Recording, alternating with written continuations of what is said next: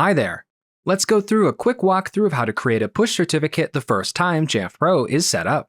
To start, we need to make sure that the Cloud Services connection is enabled. Navigate to Settings, Global, and scroll down to Cloud Services Connection. Enter your Jamf ID credentials that are linked to a valid Jamf Pro subscription, and then click Save. Once enabled, go back to the Global tab and click Push Certificates.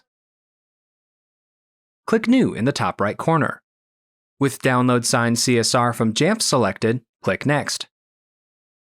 Once the download is complete, click Next.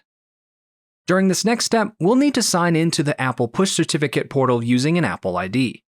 The same Apple ID will need to be used when renewing the push certificate each year. It's highly recommended that a generic, institutionally owned Apple ID is used to create the push certificate so it's not tied to a specific individual. Click the Apple Push Certificate portal link to open the web page in a new tab. If you need to create a new Apple ID, click Create Yours Now. Otherwise, enter your credentials to sign in. Once signed in, click Create a Certificate. Read through the terms of use, then click the box that certifies that you have done so and click Accept to proceed.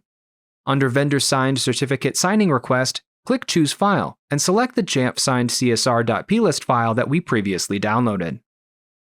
Click Upload and then Upload again to create the new push certificate. On the confirmation screen, click Download to download the newly created push certificate. Once the download is complete, go back to Jamf Pro. With the push certificate created, click Next. Click Upload and choose the push certificate we just downloaded. Click Upload and then Upload again to confirm the selection. Click Done and that's it. Remember, this certificate expires every year, so before you leave, make note of when this certificate will need to be renewed. Thanks for watching.